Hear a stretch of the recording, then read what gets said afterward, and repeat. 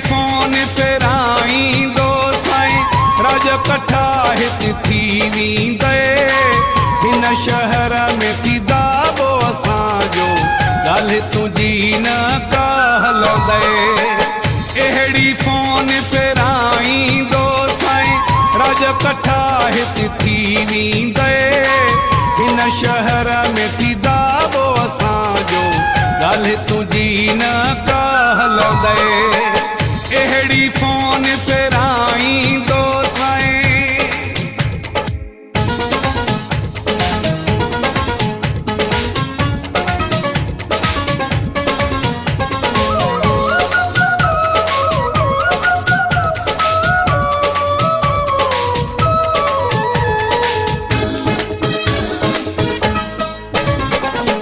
शींहनि सां कोन पाल पया थी, अॼु ताईं त ग़रीब मरिया थी।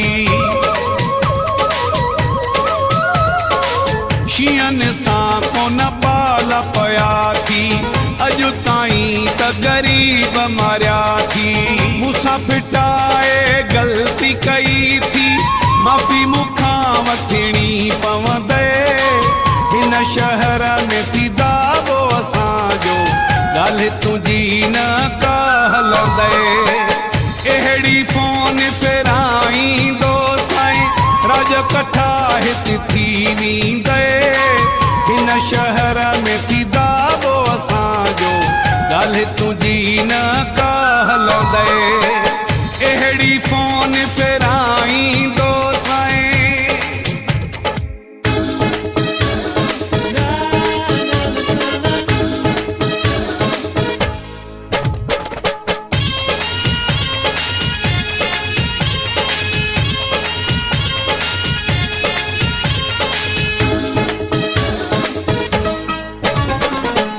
असांजी एंट्री माण्हू कंदा थी, तो जहिड़ा मुंहिंजी नौकरी ॾींदा थी।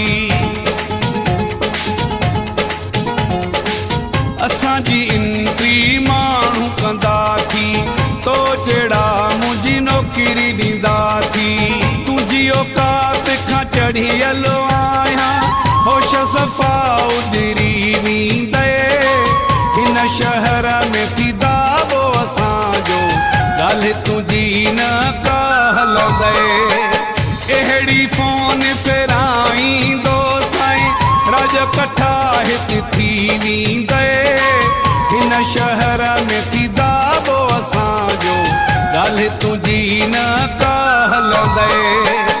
अहिड़ी फोन फेराईंदो साईं।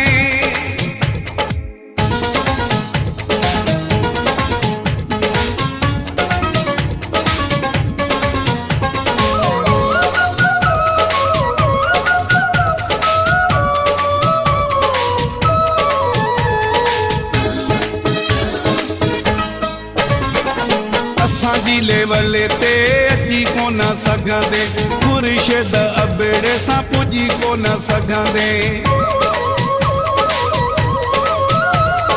असांजी लेवल ते अची कोन सघंदे, खुर्शीद अबेड़े सां पुॼी कोन सघंदे। कच्छी ज़िले में मशहूर आहियूं, हर माण्हू तारीफ़ कंदे। हिन शहर में थी दाबो असांजो, ॻाल्हि तुंहिंजी न का हलंदे। अहिड़ी फोन फेराईंदो साईं, राज कठा हिते थी वेंदे। हिन शहर में थी दाबो असांजो, ॻाल्हि तुंहिंजी न का हलंदे।